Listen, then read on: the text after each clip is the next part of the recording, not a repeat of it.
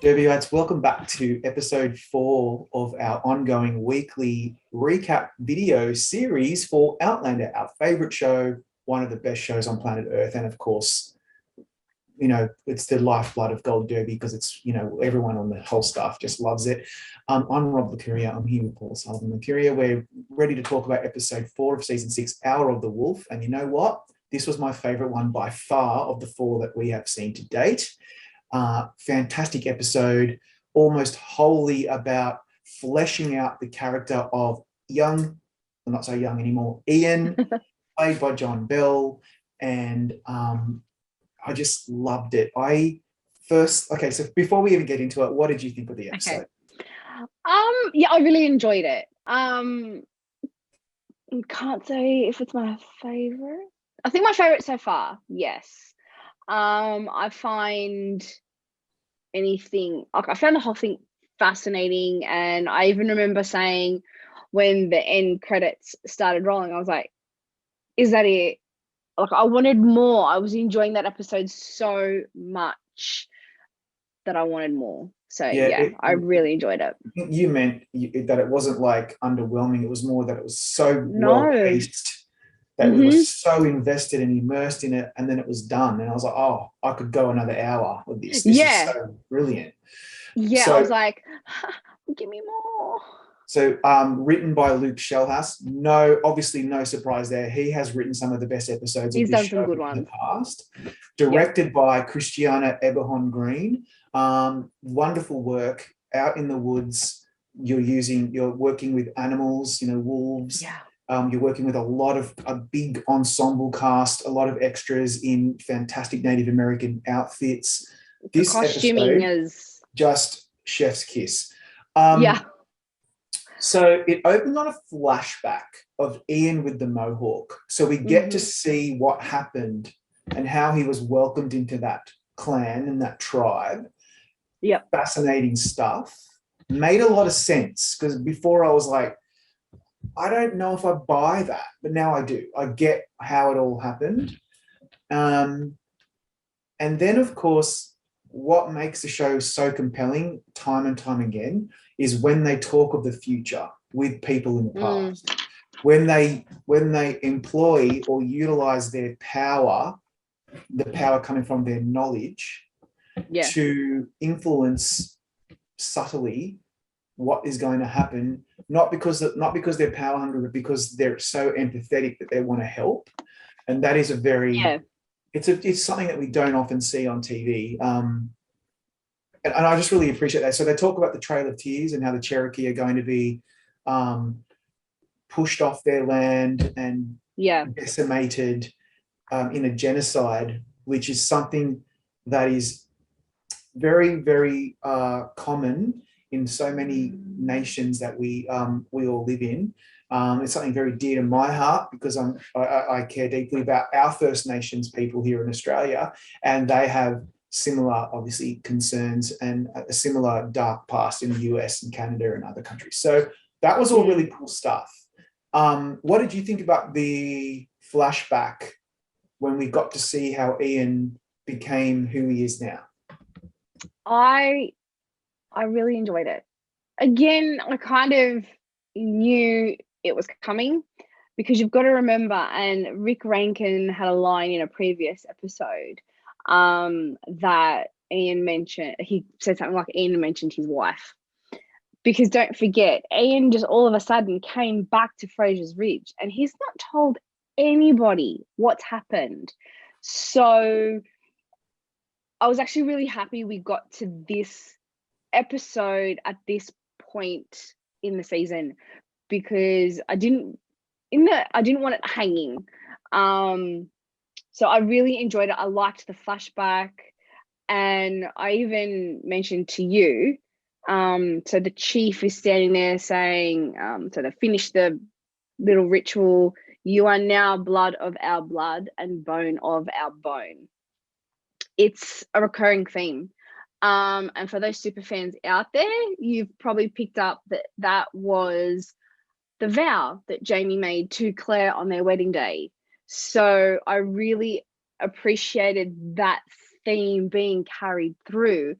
And it's not just the fact that it was mentioned, it was almost as a reminder that it doesn't matter where, if you're accepted into that family or that tribe, you are blood of their blood and bone of their bone. And so Ian, when he comes back to Fraser's Ridge, he's still blood of their blood and bone of their bone, even though he had been with the Mohawk. So I just love that family connection. No matter where you are, you've got family. Yeah, later on in the episode, we see why he was cast out or why he left, because of the miscarriage, I assume it was, and with his wife in the Mohawk tribe, and it really, like, I was immediately thinking about Faith and about Jamie and Claire's little girl that passed away back in France.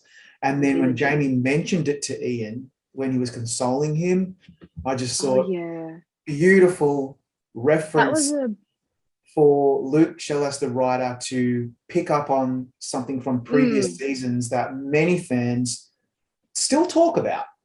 Yeah. When Claire lost Faith, and then when they were at her gravesite at the end of that episode. Brilliant. I love it when shows can do that effectively, and Outlander does it really well. Yeah, exactly. That's another little tidbit. I was going to mention it later, but yeah, you're right. How he mentioned that neither of them got to see their child. Neither of them got to their daughter. Neither of them got to hold their daughter. And so, and because it was all done in a flashback, you only assume that Ian was forthcoming with everything to Jamie. And so, and it actually really broke my heart to see Ian have this look on his face with this older lady come up to him and basically say, "You're not welcome back.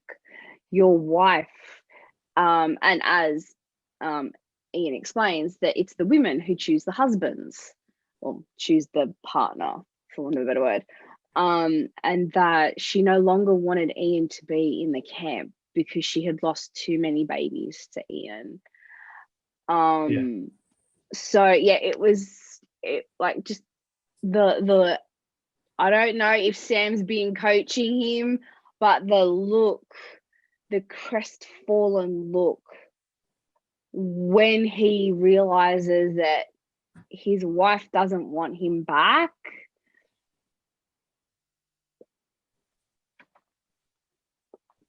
Yeah, terrible. Yeah. I mean, it's just it's failure. It's emasculating for him, perhaps. It's devastation. That's everything he wanted. It's heart-wrenching. The thing is, though, that's more superstition that the show keeps revisiting, superstition and I loved that superstition. Yeah, I mean, the fact that his soul is like, he might not have white blood anymore. He might not be considered white. This is the terms they used in the show, but his soul was still white. I was like, yeah, there's not much you can do about that. Yeah, so we've got to talk about. So you just mentioned John Bell's performance. He has been in the background for many seasons. We all love the young Ian, but we don't. He doesn't get a lot of credit, but this season he's really come to the fore. This episode is just so perfect for him. He really knocks it out of the park. I'm just very impressed with him as an actor. Really, really good work. Yeah, 100%. And like, you just wanted to like reach through and just like give him a hug. Like, it's okay. It's all right. You'll be okay. So, and I'm just like, just the whole, this whole episode had me on the brink of tears. Yeah. I want to talk also about, we touched on this earlier, but the name me any other show. There's a couple, but really delve into Native American culture. There's not a lot.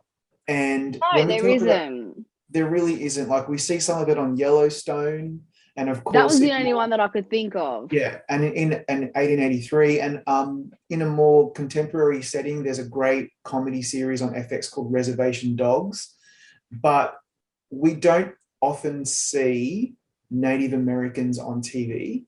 We don't No. often see Indigenous people on TV, to be honest. No, you don't. I want to see more, and I'm very proud that Outlander, a show filmed in Scotland, Yeah. is able to really take the mantle and go at the forefront of Native American representation on our TV. I'm so proud of them for that. Yeah. And I honestly don't know if all the actors that they employ in those roles are actually Native American. I really don't know that. I assume they are. They may not be. I hope they are. And if anyone knows this, do let me know. I haven't really researched it. I may one day when I find 10 minutes out of my day, which is unlikely. But I don't want to sound flippant about that. I think representation of all kinds of people on our televisions is important. Yeah. Whether it's your gender, your sexuality, your race, your ethnicity, and so forth. So I'm really proud of Outlander for that. And I'm really interested to know more. I want to learn more about the Cherokee and the Mohawk. Such different people. They're not all lumped together. They're different. Yeah, no, they're not. And I love that. I hope it's authentic too. I don't know. If anyone can tell us, great. I hope it's authentic because it should be. Yep. You know me. I even had a look at the costuming. And even the costuming between the Mohawk and the Cherokee. Now, we've only seen the Cherokee a little bit, but being able to see them side by side, so that was different. Really good. To have them encounter the Mohawk at the Cherokee camp, to have them together was a very stark contrast. They're very different people, and that's fascinating to me. Like, who knew that a show about a Highlander who falls in love with a time traveling English woman who knew a show like that would become so enmeshed in Native American culture? Well, you know who knew? Diane Gabaldon knew it, and that's having it set in the Carolinas at the genesis of what America becomes. Of course, they have to address Native American culture, and I'm really glad they do. And I'm glad they didn't gloss over it either. Yeah. So before we finish up, I just want to mention to everybody, we're bringing on hopefully as many fans as we can, but we're not going to be able to do too many on the show so that we can talk to them about what Outlander means to them and to get their perspective on the season so far. So stick with us at the end of this episode because I've got another great surprise. So before we finish up and move on, I want to give my MVP, Most Valuable Player award this episode. Already? John Bell. Already? Have you got more? No. No, I'm talking about the MVP of the episode, not of the season. This episode. Yeah. Oh, okay. All right, go on. So apart from Trisha Biggar, who's done some amazing costume work, and of course John Bell, who is just phenomenal as young Ian, Bear McCreary is such an incredible composer. And anybody who knows me, anybody who's ever watched any of my Gold Derby stuff knows that I'm obsessed with TV and film composers. I interview all of them and I listen to all of them on my phone while I'm working right here. And in the car. And everywhere. And I'm in my headphones when I'm walking the dog. His scores are so wonderful. Like, I think back to his score for Battlestar Galactica and many, many other shows. But for Outlander, it's one of the very few times the Emmys have quite rightly recognized the show. His score for this episode is off the charts. It's so damn good. It's not the usual Outlander suite that we're accustomed to. There's a lot more going on in this episode. Great work, Bear. You are a legend, and I look forward to the time when this season's score is released on Spotify and Apple Music so that we can listen to it. Yeah, that'd be great. Okay, that's enough of me nerding out about TV scores. Any final thoughts before we finish up? I've only got one. I want to give a shout out to the production design because I'm still floored that they can make Scotland look like the Carolinas. Like, I'm still, yes, please. Because I even mentioned to you at the end of this particular episode, like, it's Mike Gunn who has replaced John Gary Steele, the legendary John Gary Steele. So he's moved on because now John Gary Steele is designing for the new Sandman series. And so Mike Gunn has stepped in as the production designer, and he is killing it. He's killing it. But at the same time, and I said this when Trisha Bigger took over, the transition has been seamless. You would not be able to tell that you've got a new production designer or a new costume designer. They've done such brilliant work. But this episode, I don't know what they did different. It was just beautifully shot. It was like a little like, I know they look at it like a movie. It was like a movie when I was watching like the background, and I'm like, I even said out loud to you, I still can't believe that's Scotland. I can't either.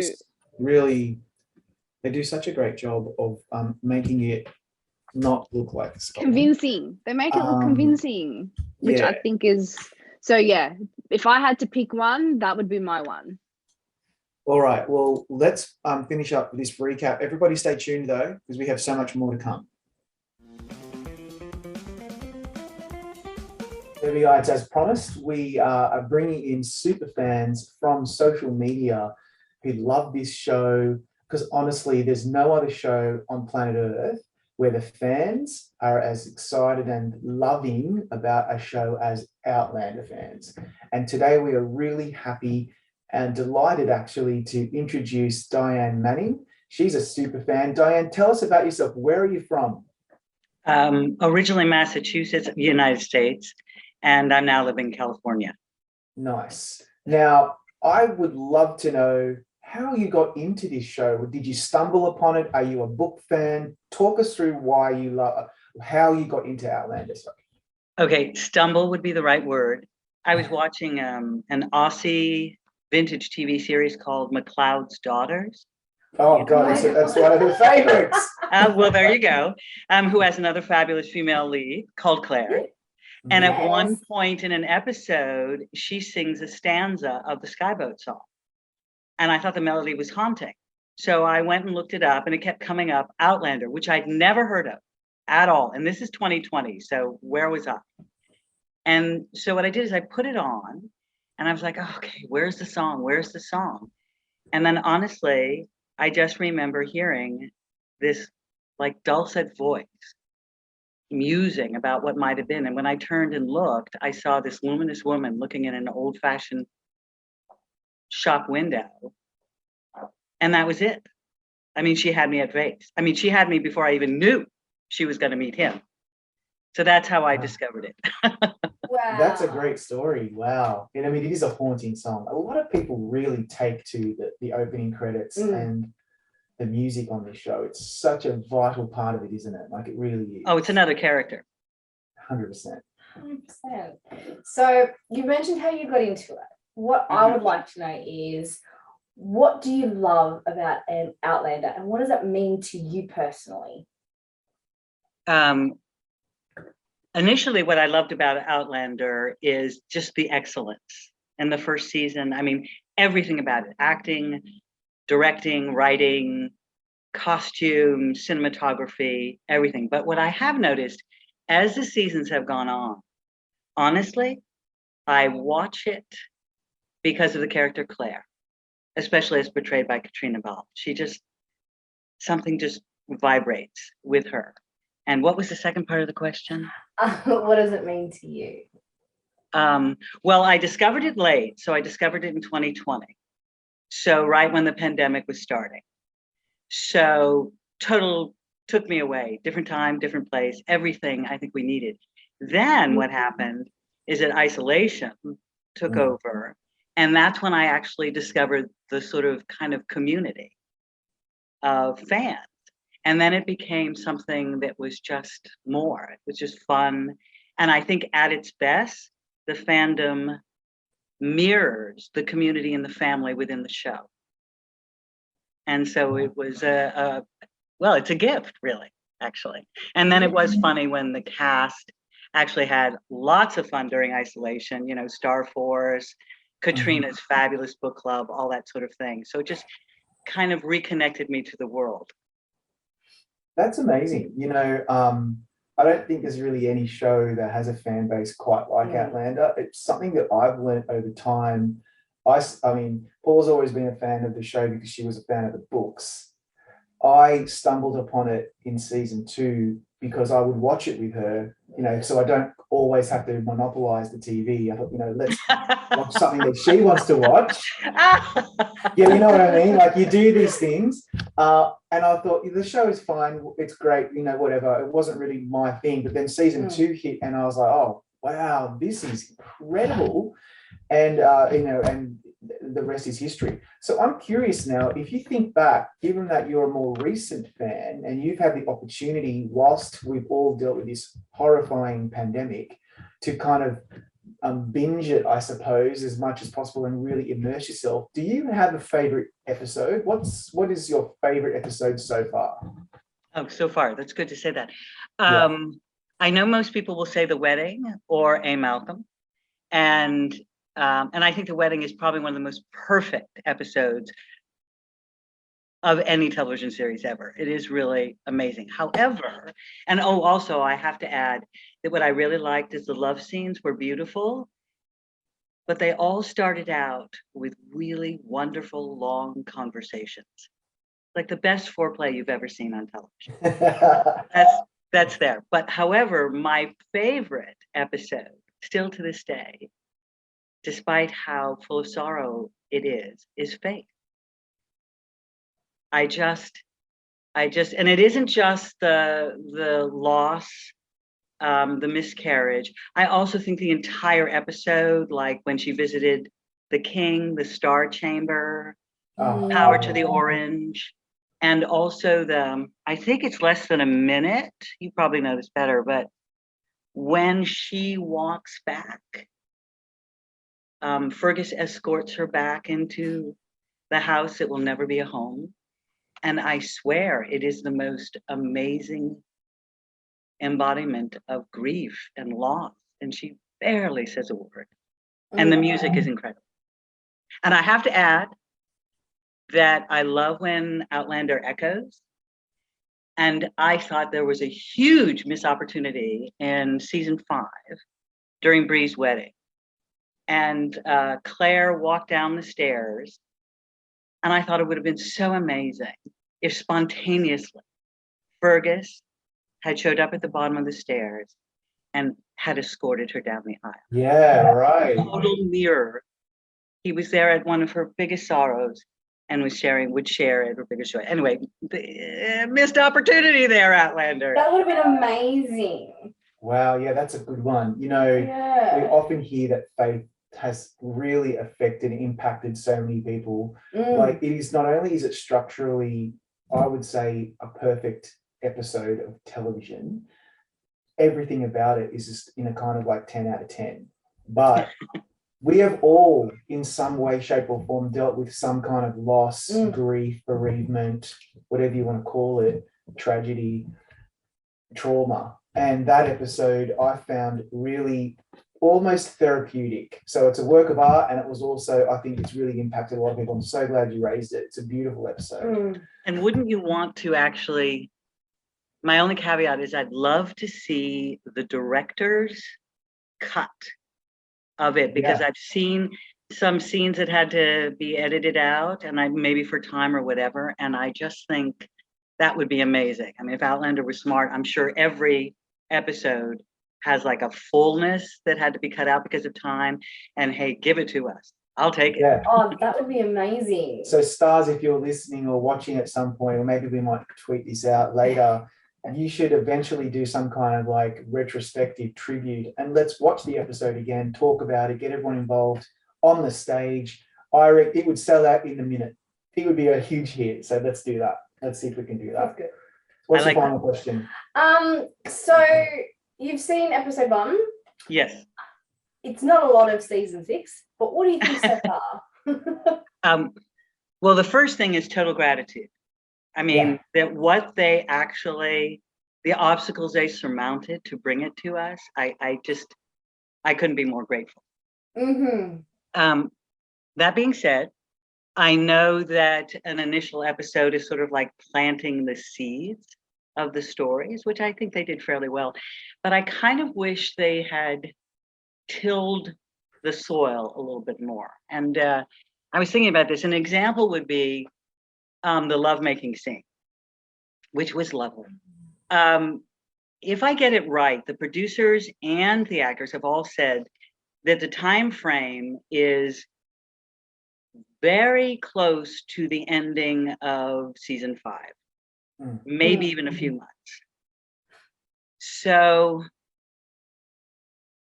continuity here. Where was the scar over Claire's breast? And I kind of almost thought I needed a little bit of context.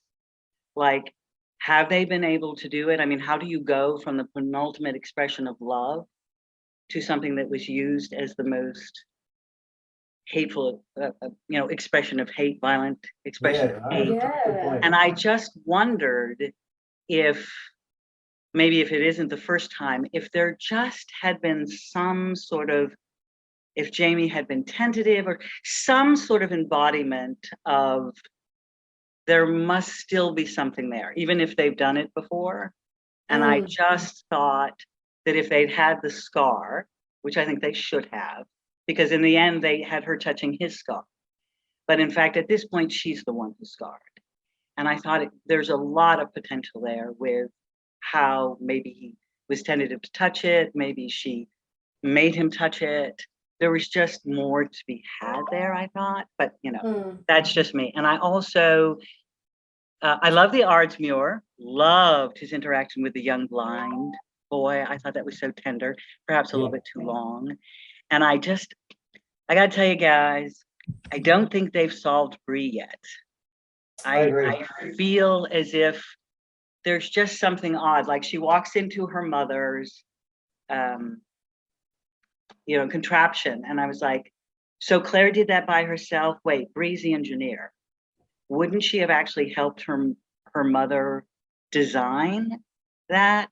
And then when they went to build the houses, the guys are looking at the plans and she kind of drifts off. And I was like, wait a minute, this is Bree, the engineer. Wouldn't she be right there with the plans? I think at one point they talked in season 5 about her having drawn up plans for a second story in their cabin. So I kind of wish that they really gave more of her. I mean, maybe it's coming, but those were 2 instances where I thought, get it going on for Bree, please do it. She's Claire and Jamie's daughter. Anyway, there's that. Yeah, that's a good point. I think that Bree character was a little underserved, and maybe they just don't have enough time or capacity to cover everybody. But I hope we see more of Sophie Skelton, because I think that's a really interesting character. Oh, and Marcelly and Fergus. I can't wait for that one. I think Marcelly. They're both fabulous. To come that you're going to love. Okay, well, look, it's been so wonderful having you on. Thank you again. And, I really look forward to hearing more from you on Twitter, because I really value your opinion. I think you really know the show really well. And thanks for sharing your thoughts today. Oh, thanks for having me. And I love watching you too. And your interviews with Katrina are terrific. Thank you for that. So kind. Thank you. Thank you.